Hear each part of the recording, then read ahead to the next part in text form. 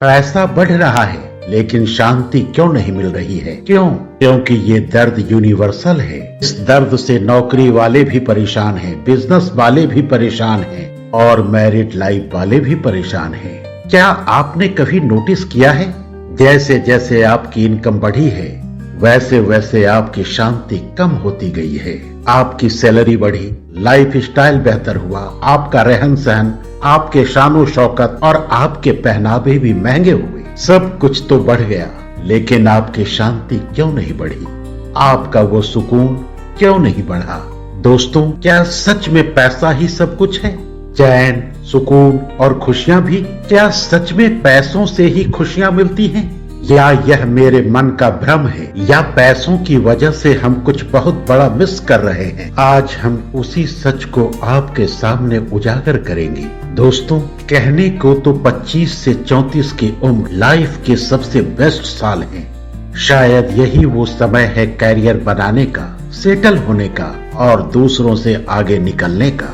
आप जी जान से मेहनत कर रहे हैं, लेट नाइट्स प्रोजेक्ट पर काम कर रहे हैं, टारगेट के साथ प्लानिंग कर रहे हैं, काम को समय पर पूरा करने के लिए आपने डेडलाइंस बना रखी है। क्यों?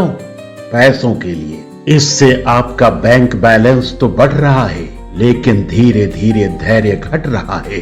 घर का साइज तो बड़ा हो रहा है लेकिन उसमें रहने वाले लोगों का दिल छोटा होने लगा है। सोचिए, क्या आप सच में जी रहे हैं या सिर्फ जीने के लिए सरवाइव कर रहे हैं? याद रखिए, पैसा कंफर्ट देता है, मीनिंग नहीं। पैसों से सुविधा तो खरीदा जा सकता है लेकिन उद्देश्य नहीं।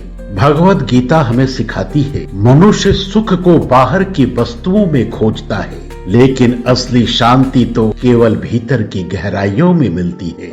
हमने जीवन का इक्वेशन ही उल्टा कर दिया है। हम सोचते हैं पहले पैसा आएगा फिर शांति आएगी। हमारा ऐसा सोचना बिल्कुल गलत है। सच ये है कि जब जीवन में संतुलन आएगा तभी शांति टिक पाएगी, क्योंकि आप 24 घंटे अर्निंग मूड में रहते हैं, लिविंग मूड में नहीं। सुबह उठते ही हमारा ध्यान आज क्या क्या करना है उसके ऊपर चला जाता है। लेकिन मैं अभी कैसा महसूस कर रहा हूँ, मैं थका हूँ या नहीं, मुझे आराम की जरूरत है या नहीं, पैसों के आगे इन बिंदुओं पर हमारा ध्यान कभी नहीं जाता है। हम एक कामयाबी के बाद तुरंत दूसरी कामयाबी की दौड़ में लग जाते हैं लेकिन जो हासिल हो चुका है उसके लिए कभी शुक्रिया नहीं करते।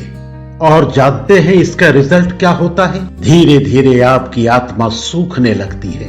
हम अक्सर ये सोचकर मेहनत करते हैं कि चीजें मिल जाने से शांति मिलेगी, लेकिन अगर सब कुछ पाकर भी मन अशांत है, इसका मतलब है कि आप गलत लक्ष्य के पीछे भाग रहे थे। अगर हम लक्ष्य के पीछे भाग रहे हैं तो इसका समाधान क्या है?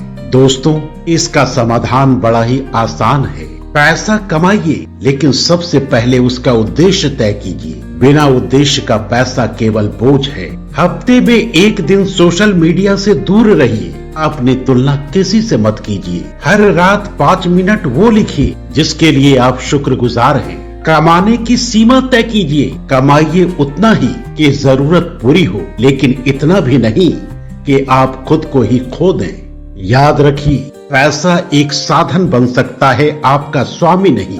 हमेशा याद रखिए, धन बाहर बढ़ता है लेकिन सुकून भीतर उगता है। अगर भीतर का घड़ा खाली है तो बाहर की कोई भी उपलब्धि उसे भर नहीं सकती। लेकिन अगर भीतर संतुलन है तो आप कम साधनों में भी सम्राट की तरह जिंदगी जी सकते हैं। पैसा कमाइए लेकिन सुकून मत खोइए। एक बार मैं फिर कहता हूँ, पैसा कमाइए लेकिन सुकून मत खोइए। दोस्तों, ये था हमारा आज का विषय। पैसा बढ़ रहा है लेकिन सुकून क्यों घट रहा है? आज के लिए बस इतना ही। मिलते हैं जिज्ञासा टुडे में अगले वीडियो के साथ। धन्यवाद।